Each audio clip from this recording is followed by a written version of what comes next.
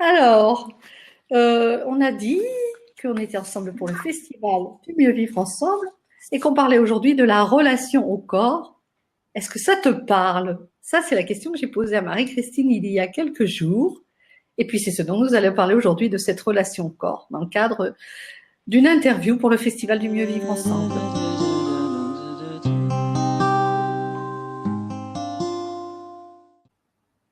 Alors, bonjour. Bonjour Maria, ravie d'être là.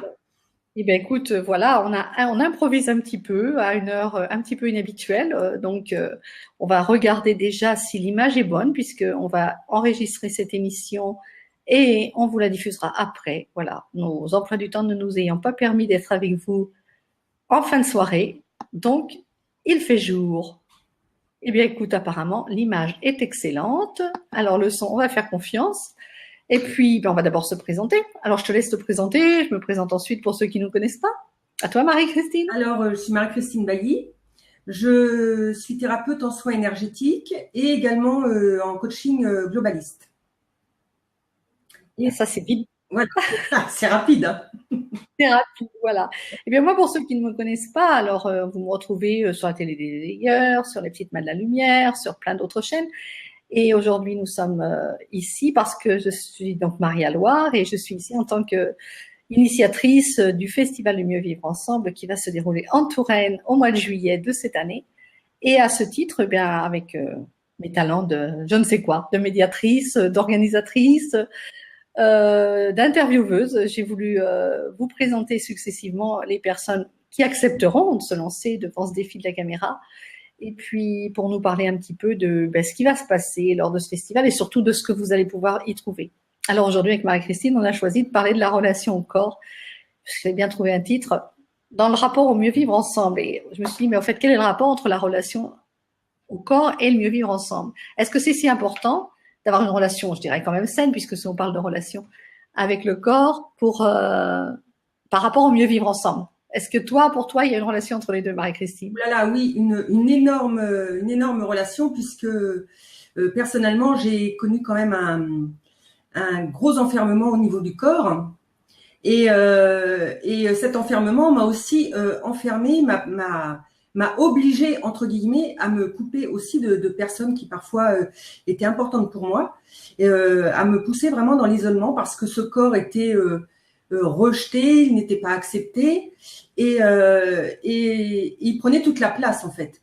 C'était cette identité de personne forte, genre je parle de volume là, de grosseur. Et pour moi, le fait que que j'ai toutes ces formes, en fait, je le rejetais tellement que je pensais que on n'allait pas m'aimer à cause de ça. Et ce qui fait que, mais vraiment à de nombreuses reprises, mais ça ça se faisait inconsciemment, je m'en suis aperçue plus tard en fait, que je me coupais des personnes, pourtant des personnes qui étaient très importantes pour moi, avec qui vraiment il y avait beaucoup d'affinités. Et je finissais par couper les ponts. Alors en fait, il n'y avait pas de cris, il n'y avait pas de choses comme ça, mais en fait, il y a eu un moment où je prenais de la distance et c'était terminé, quoi. Parce que inconsciemment, j'avais peur qu'on m'abandonne et qu'on me laisse. Donc inconsciemment, je laissais, quoi. Je laissais les autres. Et vraiment des amis qui m'étaient très chers. Hein. Donc, je lisais, il n'y a pas de hasard, hein, je lisais, bon, tout à fait, voilà, en parcourant des trucs comme ça, je ne sais pas sur quoi, hier ou avant-hier, le poids et le volume, c'est la distance qu'on met entre l'autre et nous, en accumulant des kilos, c'est ce qu'on met entre l'autre et nous, en fait. Ah, c'est une carapace, hein. C'est une carapace. Et cette carapace, moi, je l'ai, en fait, j'ai vécu, entre 4 et 7 ans, j'ai vécu des abus sexuels, mais en fait, le traumatisme était tellement fort que j'ai eu une amnésie totale pendant 40 ans. Et le fait d'ignorer ça a fait que je me suis construite en me protégeant de je ne savais pas quoi. J'étais vraiment dans une idée de surprotection. Et effectivement, ce corps a gonflé en fait parce que comme ça, d'une part, je pense que inconsciemment encore, je m'enlaidissais et effectivement, je mettais de la distance par rapport aux autres. C'était vraiment des mécanismes qui se faisaient à mon insu automatiquement et ça a été vraiment une grande souffrance pour moi dans ma relation aux autres. Alors donc il y a la relation donc au poids, je dirais, la relation à la nourriture. Enfin moi j'ai noté plein de trucs parce que je me suis dit bon, faut quand même qu'on ait quelques pistes de réflexion. Alors donc j'ai noté la relation au père, la relation à la mère, la relation à la naissance, tout ça. Mais j'ai parlé moi, je me suis pensé d'abord qu'il fallait peut-être qu'on, je me suis pensé, qu'est-ce que je parle bien français aujourd'hui. J'ai pensé d'abord qu'il fallait peut-être, et je pense on sera d'accord là-dessus, poser un prérequis, c'est-à-dire que pour parler de la relation au corps, si on en parle en tant que tel et si on n'en parle pas en tant que choix. On faussera peut-être un petit peu enfin, on faussera peut-être un petit peu. Disons que les personnes qui nous regarderont seront peut-être pas tout à fait dans cet alignement. Est-ce que tu es d'accord avec moi que le prérequis pour moi aujourd'hui, c'est que ce corps, nous l'avons choisi en tant qu'âme, en choisissant de venir nous incarner? Oui, on l'a choisi et justement, comme c'est un choix qui souvent a été oublié, on a des choses à apprendre avec ce corps. Et moi, c'est ce que j'ai fini par comprendre parce qu'il y a eu des périodes où j'ai essayé de maigrir, où je ne maigrissais pas. Il y a eu d'autres périodes où j'ai réussi à maigrir, mais en fait, cet amaigrissement, cette perte de quelque chose, parce que ça correspond à une perte, n'était pas pour les bonnes raisons. Et maintenant, je suis avec mes kilos qui sont lourds à porter, mais en même temps, voilà, je sais que ce qui m'est demandé actuellement, c'est d'accepter, de m'accepter, d'accepter ce corps tel qu'il est maintenant, pour ensuite passer à l'étape où je vais être en capacité de prendre plus soin de lui, mais en tout cas de le reconnaître tel qu'il est, parce que il fait partie de moi.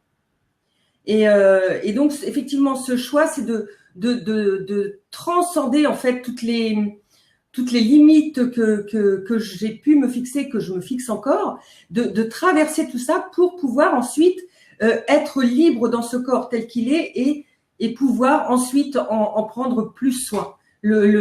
L'aimer, voilà, c'est vraiment le mot. Aimer ce corps.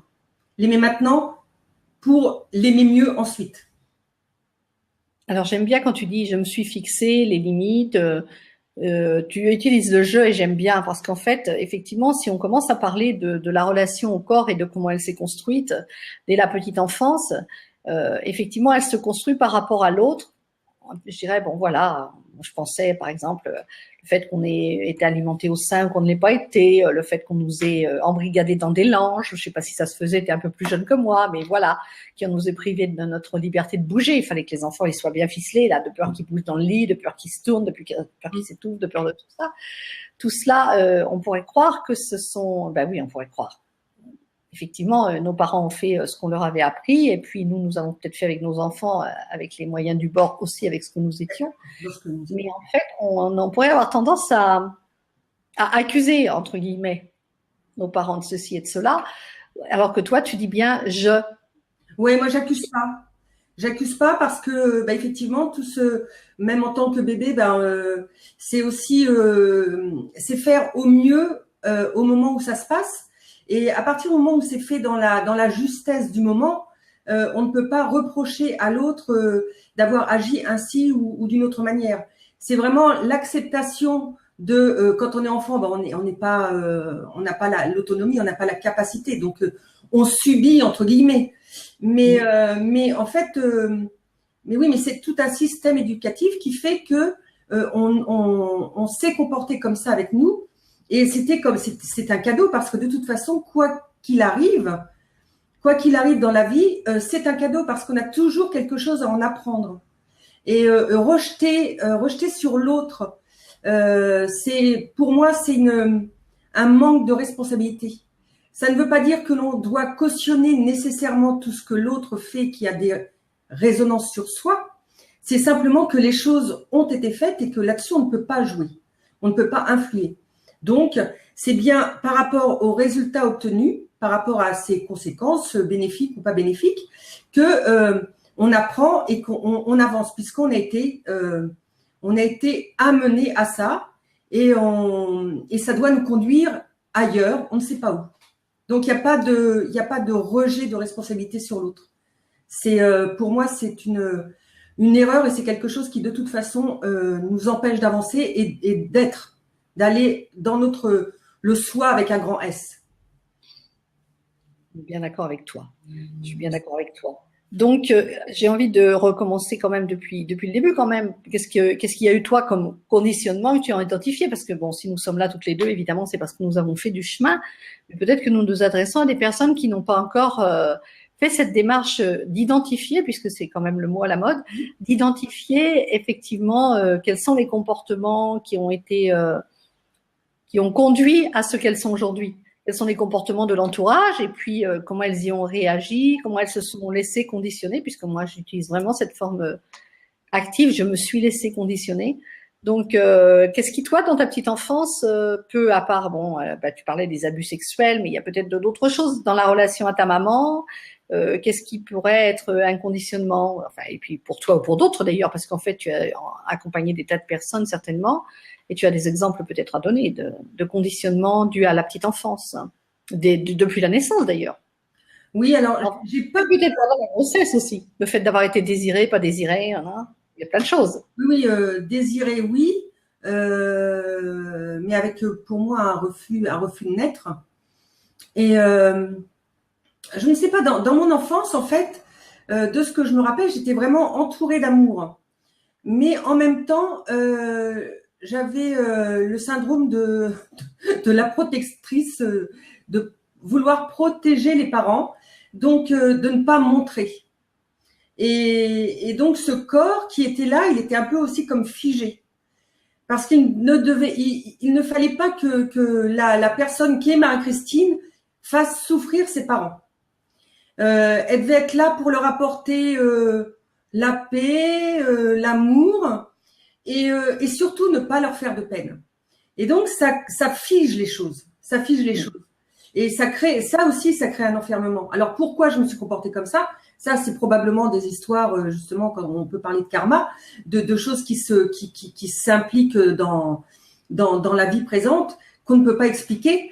Et en tout cas, moi, j'avais vraiment ce comportement-là. Donc, c'était quelque chose, oui, j'étais une enfant qui à la fois ne s'acceptait pas et en même temps voulait à tout prix. Il y a aussi l'envie de plaire et d'être parfaite, en fait. D'être parfaite, de pas faire de peine, de pas. Enfin voilà, j'étais. Donc voilà, c'était quand même assez fort et tout intériorisé. Donc le corps, en fait, il va.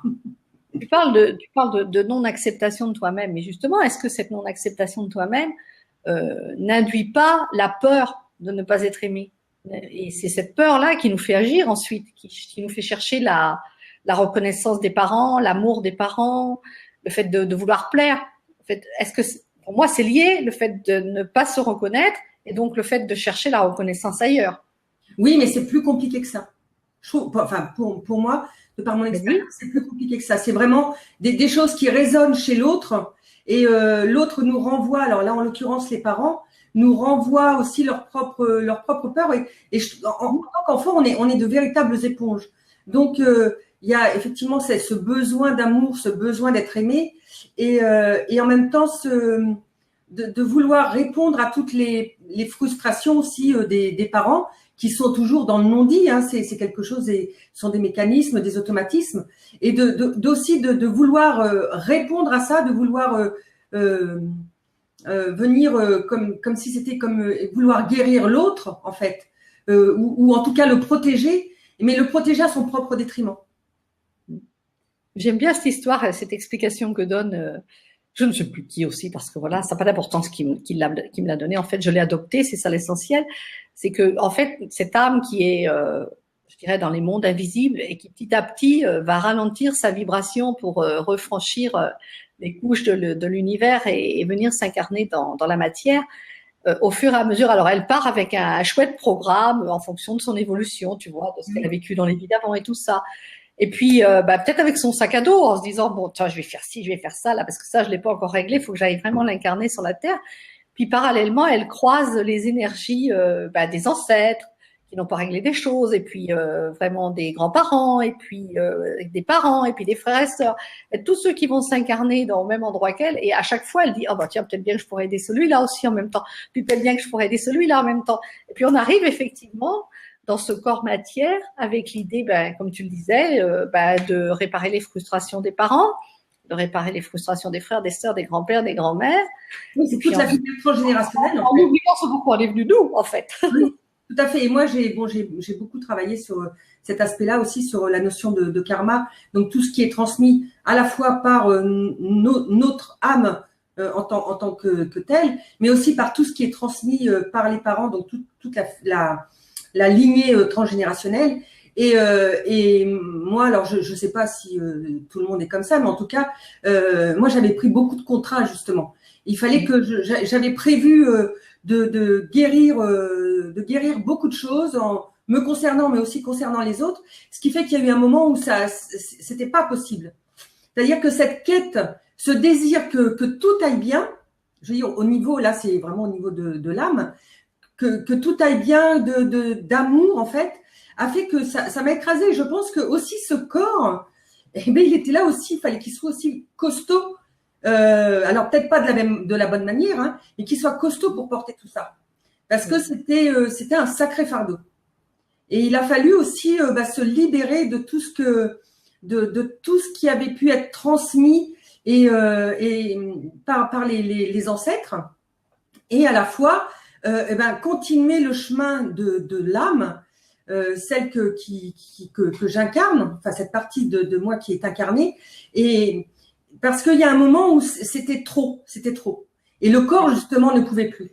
Et d'ailleurs j'ai eu l'année dernière où ça, il y a une période où ça a quand même pas mal explosé suite à des événements que j'avais appris au niveau familial, et ce corps justement il a surréagi, mais en fait c'est une protection, mais aussi une sorte d'initiation où j'ai fait un eczéma géant, mais vraiment de la tête aux pieds. C'était un enfer, mais pendant plusieurs mois, hein, c'était où je croyais même que j'allais mourir parce que c'était insupportable. Et en fait, à cette même période, ce qui m'a été aussi, c'est comme si j'avais été guidée, enfin j'ai été guidée, je pense, justement à travailler sur cet aspect de vouloir porter tout sur soi. Mais pas seulement dans cette vie présente, mais aussi de tout ce qui avait été, tout ce que l'âme avait choisi de faire dans cette incarnation-là, et qui en fait était beaucoup trop. Donc c'était ce corps-là, justement, de par cette mission entre guillemets de ce qu'elle avait choisi, il y a eu un moment où il a fallu être plus humble, je pense, plus humble au niveau de l'âme. Je sais pas si ça se dit, c'est un peu spécial, mais en tout cas voilà, d'être de rester à sa mesure et de ne pas vouloir non plus en faire trop. Oui, mais j'aime bien parce que moi je dis souvent, mais mon Dieu, mais pourquoi est-ce que j'en ai pris autant à faire dans cette vie-là? Moi je dis ça souvent. Ouais. C'est pas possible. Il y a des temps où il y a des choses qui paraissent évidentes, qui sont conscientes, où on a quand même une profession qui permet, enfin qui nous fait travailler, qui nous fait révéler les choses. Mais il y a aussi des choses qui sont tellement anciennes et tellement ancrées et inconscientes que parfois ça reste à l'état d'inconscience, et il y a des phénomènes au niveau du corps qui peuvent se produire pour justement dire là il faut que tu ailles là-dedans parce que ça peut plus durer, quoi. Et là c'est vraiment des choses inconscientes et où on a besoin de l'autre. Parce que soit on peut pas tout faire, ou là il y a un besoin impérieux, hein, c'est vraiment une nécessité de se faire aider et accompagner, parce que sinon c'est l'implosion et c'est la fin, quoi. C'est la fin en tout cas d'incarnation. Enfin, t'es comme moi, hein, on fait ça depuis quand même une quinzaine d'années. Comment? Dis-moi, ça fait plus de 15 ans que je me fais accompagner. Voilà, oui, j'ai encore plus ancien, mais ouais. Et donc effectivement, on a bien compris qu'on pouvait pas faire toute seule. C'est aussi pour ça maintenant qu'on propose d'accompagner les autres. Alors, qu'est-ce que tu as fait, toi? Dis-moi, par exemple, est-ce que tu as fait des choses par rapport à l'alimentation quand même? Est-ce que tu as des pistes? Tu aurais des pistes à donner sur effectivement, peut-être modifier quand même l'alimentation pour avoir plus d'énergie, pour respecter notre corps davantage? Est-ce que tu as fait des choses dans ce domaine-là? Oui, j'en ai fait, mais qui ne sont pas. T'en fais qui sont ponctuels ou qui qui sont ponctuels, et c'était plus. Je suis pas sûre d'être vraiment la bonne personne qui peut. Non, mais ça fait rien. Mais bon, on a des trucs quand même. Par exemple, je sais pas moi, tu t'es mise comme moi, tu t'es mise au jus, tu t'es mise à des trucs comme ça. Oui, je me suis Oui. mise au jus, mais j'ai arrêté. T'as arrêté? Bah oui, bah moi aussi, mais bon. Je On me a suis quand même testé des choses, on a quand même des pistes à donner, bien évidemment, ça. Quand j'ai fait cet eczéma géant là pour la deuxième fois, là j'avais arrêté tout ce qui était gluten. D'accord, déjà. Voilà, j'ai fait pas mal d'expériences, on va dire, pour essayer de réguler les choses, mais je ne suis pas en capacité actuellement de m'inscrire dans le long terme sur quelque chose qui fait que je vais prendre soin de mon corps physique. En fait, on est bien dans le même cas, je pense. Voilà, tu me dis non, on peut pas parler de sexualité, c'est pas réglé. On peut pas parler de poids, c'est pas réglé. On peut pas parler d'alimentation, c'est pas réglé. Mais cependant, on peut partager nos petits bouts d'expérience, en fait. Ah, mais bien sûr, non, non, ce que je veux dire par là, c'est que à l'heure actuelle, d'ailleurs, si j'avais perdu du poids et retrouvé ce poids, c'est bien parce que je n'ai pas été. Alors, bien sûr, il y a tout un travail sous-jacent. Il y a des choses qui sont qui ne sont pas visibles, mais en tout cas dans l'acte physique au quotidien, je m'inscris pas sur le long terme. C'est vraiment des passages et pour moi j'ai vraiment le sentiment profond que je ne pourrais m'inscrire dans quelque chose de vraiment durable au moment où je serai vraiment à l'aise dans ce corps-là, celui-là. Donc j'y travaille parce que bon, je m'ouvre, je me suis depuis quelques années, je me suis quand même ouverte au monde et je fais de plus en plus de progrès si on veut. Mais voilà, j'ai fait des expériences, on va dire. J'ai fait des expériences qui ont été positives, d'autres qui ont été négatives, mais qui n'ont pas duré. J'ai pas envie, moi j'ai envie de dire, c'est un petit peu peut-être comme les gens qui sont, enfin les personnes qui sont malades, des personnes qui sont atteintes d'un cancer par exemple. Et d'un seul coup, eh bien voilà, elles sont soignées, elles sont en rémission. Et puis, ben si on continue le travail à côté, ou si on se dit tout de suite c'est tout gagné, ben et puis qu'on fait rien de plus et qu'on change pas au niveau de l'inconscient, au niveau du subconscient et qu'on prend pas de bonnes résolutions, ben finalement il y a une récidive, il y a de fortes chances. Eh bien, c'est un peu pareil pour nous. Ce sont nos expériences avec l'alimentation, ce sont nos expériences. Et voilà, et on fait un pas dans le bon sens. Et puis quand ce pas est fait, ben on a peut-être plus tendance à s'asseoir sur nos lauriers. Et puis ben on reprend nos vieux schémas. Ah ben oui, mais non, la vie a dit c'est pas ça. Et c'est à nouveau une expérience. En fait, c'est sans cesse cet aller-retour qui fait que ce qu'on a acquis, c'est acquis. Mais il n'empêche que s'il y a des petites redescentes, faut repartir et rebondir. Et quand on passe au jus, moi je suis passée au jus pendant quelques mois là l'hiver dernier et j'ai eu plus de facilité bizarrement en hiver que peut-être que je vais m'y remettre avec le printemps. Là c'est la saison où il n'y a pas trop de légumes et bon, je préfère les légumes aux fruits donc effectivement c'est la saison où il n'y en a pas trop. Les légumes d'hiver sont un peu plus oui, très. On a une période intermédiaire. Il y a une période intermédiaire en attendant il y a les courgettes qui étaient de ces choses-là.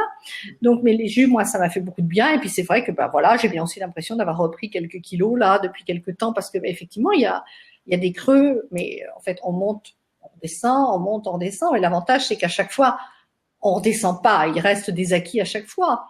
Voilà, oui. Après, en termes d'expérience, en termes d'enseignement, que ce soit considéré comme échec vu de l'extérieur, peu importe, parce que concrètement, ce ne sont pas des échecs.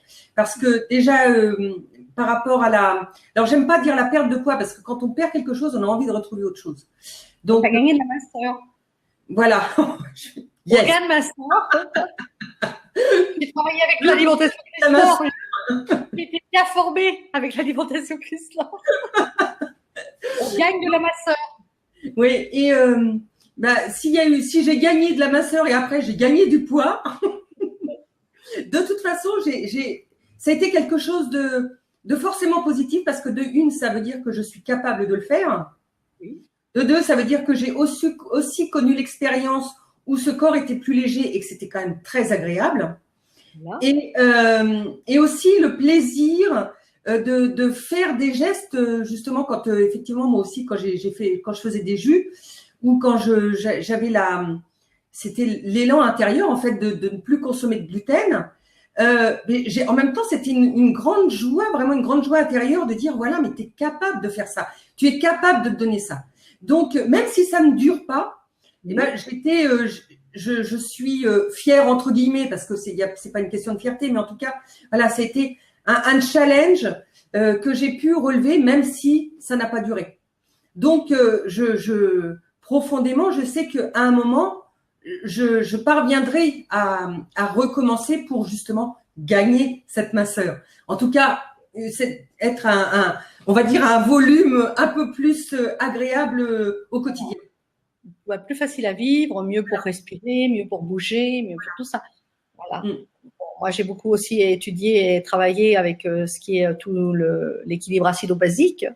Donc ça aussi, je sais pas si tu connais, carbonate de soude le matin, et ça, c'est génial. Quand j'arrive à le faire aussi 15 jours ou 3 semaines de suite, je me sens beaucoup mieux. Et puis bon, d'un seul coup, je dis, mais non, j'en ai marre de ce truc-là. Et ben, pourquoi j'en ai marre? Ben oui, parce que j'ai pas encore assez d'amour de moi, et puis pour penser que je mérite le meilleur, quoi. Voilà. Alors bon, il y a l'alimentation, j'ai envie de dire aussi, ben, il y a un peu bouger, respirer, tout ça. Est-ce qu'il y a des choses particulières que tu as faites dans ce domaine-là? Oui, alors moi, ce que j'aime bien, c'est le vélo. Oui. J'aime bien me promener en vélo parce que bah, déjà, je ne porte pas mon corps. Il est quand même soutenu. Donc, c'est quand même beaucoup plus confortable. Et puis, la marche aussi, la marche, j'aime bien aussi. Mais c'est vrai qu'il y a des fois où bah, le corps, bah, comme il peine à porter tout ce poids. Donc, bah, il y a des fois, marcher, ce n'est pas agréable. D'autres fois, ça va l'être.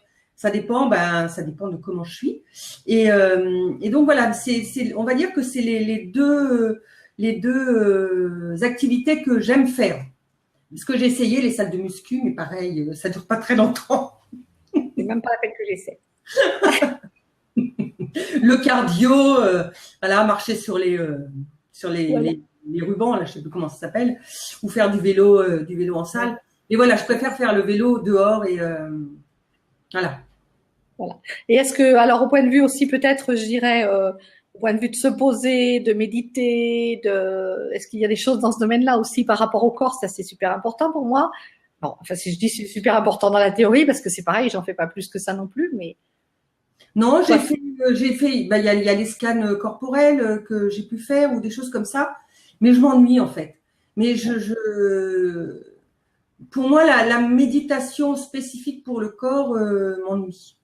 C'est peut-être, ouais, c'est comme ça. Par contre, je suis, enfin, dans mon état d'être, je suis par contre en perpétuel, pas éveil, mais attention à tout ce que je peux vivre, ressentir, tout ça. Donc, moi, en fait, j'ai plus l'impression de méditer à longueur de journée dans mon quotidien, parce que c'est vraiment dans mon quotidien que j'ai le sentiment d'apprendre les choses et de pouvoir traverser aussi les choses. Je suis pas j'aime faire des méditations, je peux en faire et j'apprécie, mais je ne suis pas non plus une acharnée de la méditation. Quand l'occasion s'en présente, là, c'est vraiment des moments très agréables, mais j'essaie vraiment d'être dans la présence au quotidien. Alors, je suis pas tout le temps, mais pour moi, c'est la vie de tous les jours dans chacun de nos gestes ou de ce que l'on peut voir à l'extérieur, recevoir de l'extérieur, etc. Pour moi, c'est ça en fait. C'est vraiment mon cœur de travail. Oui, mon système. Après, est-ce que tu as des cours? Ça coupe. Bon, je vais remettre mon casque parce que je m'entends 2 fois, donc ça va pas là. Voilà. Ça devrait être mieux comme ça. Oui, je disais donc, on en fera des magnifiques. J'aime bien faire, moi, c'est ce qu'on fait quand on va à la Championnière et que je fais aussi toute seule. Hein. Alors, la Championnière, c'est le lieu du festival où on va à la rencontre des arbres, où on parle aux plantes, où on parle aux fleurs, et où on est dans cette nature, baigné dans cette nature. Et bon, on a la chance en Touraine de pouvoir faire ça pour ceux qui nous regarderont de loin. Toi, sur les bords de Loire et pas trop loin, et moi, voilà. Ouais, mais c'est vrai que j'ai vraiment des expériences de promenade en forêt où c'est quelque chose c'est à la fois ressourçant et en même temps, quand on est dans une promenade, le nez en l'air, j'allais dire, il y a quelque chose qui se révèle en nous aussi. C'est un endroit, pour moi, où justement l'âme peut s'exprimer parce on est dans un environnement bienveillant et là, les choses peuvent à la fois ou se poser ou se révéler. Donc, ce sont des moments qui sont vraiment très, très forts. On a vécu ces moments donc tous ensemble à la Championnière. Et bien on va quand même reparler un petit peu de ce festival. Donc ce festival qui se passera au mois de juillet, alors les 21 et 22 juillet pour être exact, à côté de Tours, puisque la vidéo va être diffusée dans le monde entier. Donc il faut qu'on précise que c'est à côté de Tours, en France. Dans le 37. Dans le 37. Bon, dans une petite ville de 6000 habitants qui est vraiment l'approche banlieue de Tours, hein, puisque bon, c'est ravitaillé par les autobus, sauf le samedi et le dimanche, mais ça fait rien. 15 km de la gare TGV de Saint-Pierre-des-Corps, donc ça veut dire qu'on peut y venir quand même très facilement. Et donc, lors de ce festival où nous allons partager, je dis, nos savoir-être à travers de nos savoir-faire, Marie-Christine, tu as déjà commencé à remplir le planning avec ton nom dans beaucoup de cases. Alors, tu proposes, je crois, des activités individuelles, des activités de petits groupes et des activités de grands groupes. Tu vas t'essayer à tous les styles et ça va être super génial. Ouais. Alors, c'est quoi ton job là? Qu'est-ce que tu proposes donc comme partage d'expérience, comme ce qu'on vient de partager là? Dans ce festival justement du mieux vivre ensemble, j'ai eu envie de faire un atelier de yoga du rire, parce que le rire c'est à la fois un révélateur et quelque chose qui est merveilleux parce que ça fait du bien. Donc j'avais envie de partager ça avec les personnes qui souhaiteront participer à l'atelier. Et puis en même temps là plus en individuel, proposer à certains moments des soins énergétiques, à d'autres moments plus un accompagnement coaching pendant à peu près une demi-heure. Et puis aussi j'ai l'intention de faire une conférence où là en fait parler de l'évolution de la conscience depuis le début de l'humanité pour arriver à qu'est-ce qu'on doit faire maintenant pour justement être aligné avec cette conscience et comment être pour à la fois être bien soi et aussi pour quand on est bien soi, on peut contribuer pour le monde à notre échelle. On n'est pas les maîtres du monde, simplement à notre échelle, dans qui on est, comment on peut participer à un monde meilleur. Donc voilà. Et puis je crois qu'il y avait aussi j'ai prévu aussi un atelier méditation. Voilà. Sinon, c'est très complet, sachant que le planning, il est pour l'instant open et qu'il y a plein de trous et qu'il y aura peut-être des changements, des modifications, des choses qui se feront, qui ne sont pas prévues, d'autres qui ne se feront pas, puisque dans 2 mois, nous ne serons plus tout à fait ce que nous sommes aujourd'hui, bien évidemment, même si en réalité nous sommes de toute éternité. Alors, tu disais donc, j'aime bien ce titre, ce projet de conférence, qui est qu'est-ce que nous pouvons faire pour sauver l'humanité? Et je crois que c'est Jésus qui disait que quand on sauve une personne, on sauve l'humanité entière. Alors, si, c'est vraiment que nous, en nous sauvant nous-mêmes, nous sauvons l'humanité entière. Voilà. Mais enfin, quand j'entends ça, si tu veux, c'est une partie de moi qui réagit. Ou oui, sauver l'humanité. Mais pour moi, la notion d'humilité. Alors, je dis pas que t'es pas humble, c'est pas ce que je veux dire. Hein, mais pour moi, quand je dis oui, contribuer à aider ce monde, tu vois, c'est la notion de voilà, moi, petit individu, et à la fois avec des grandes capacités, comme tout un chacun. Hein, voilà, on peut agir, on peut faire quelque chose à notre niveau. Et puis après, ça rayonne. Et puis il y a d'autres personnes qui prennent le relais, etc. Et voilà, c'est pour moi la notion de tout petit à la fois très grand, c'est fondamental. Donc parce qu'il y a des personnes qui ont des égos, voilà, qui ont un langage, qui sont persuadés que effectivement ils vont sauver le monde, mais d'une manière égotique. Et moi, je ne sais pas si je vais sauver le monde. En tout cas, je fais en sorte que dans mon quotidien, dans ce que je peux apporter à ce monde, eh ben, que ce soit pour quelque chose de positif et de constructif. Voilà. C'est plutôt, voilà, c'est plutôt ce que j'ai envie de dire. De véhiculer, oui, bien sûr. D'ailleurs, cette humanité, ce monde a-t-il besoin d'être sauvé? Ou si on apprenait à l'accepter tel qu'il est? Voilà. Et je pense que chacun vit ses expériences. Le monde vit des expériences qui peuvent être très très dures, mais il y a aussi de très belles choses. Et moi, sans occulter le côté sombre, parce que ce côté sombre, il est là aussi, donc il faut le voir. Mais en même temps, bah, je choisis plutôt d'aller vers quelque chose qui fait du bien et qui élève entre guillemets, parce que c'est pas une question de niveau, mais en tout cas qui nourrit et qui grandit.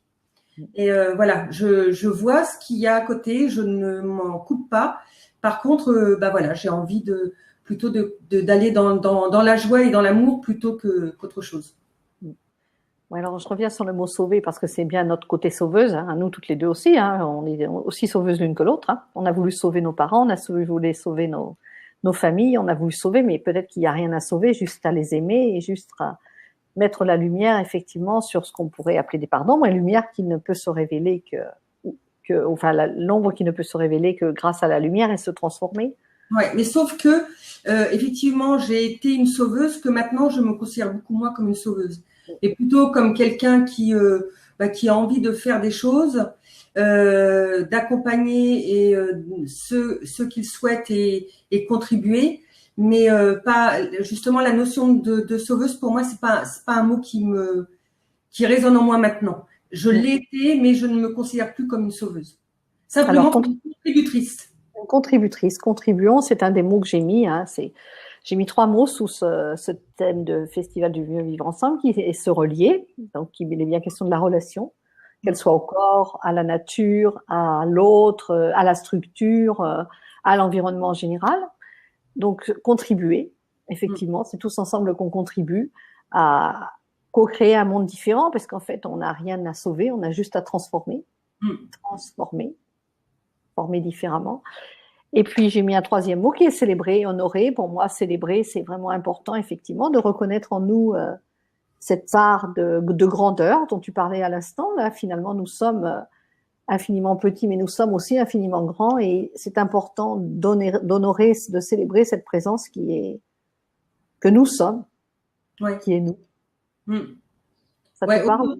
Avoir ressenti et puis vraiment exprimer cette gratitude pour tout ce qui est, pour tout ce qui a été vécu, qui amène à qui on est maintenant, et vraiment une grande gratitude pour vivre maintenant, pour vivre ces moments-là, chaque jour et chaque minute, quoi. C'est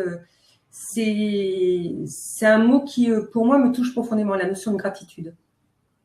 Alors en fait, eh bien, c'est une gratitude aujourd'hui par rapport au corps que nous avons choisi, puisqu'il était question de la relation au corps.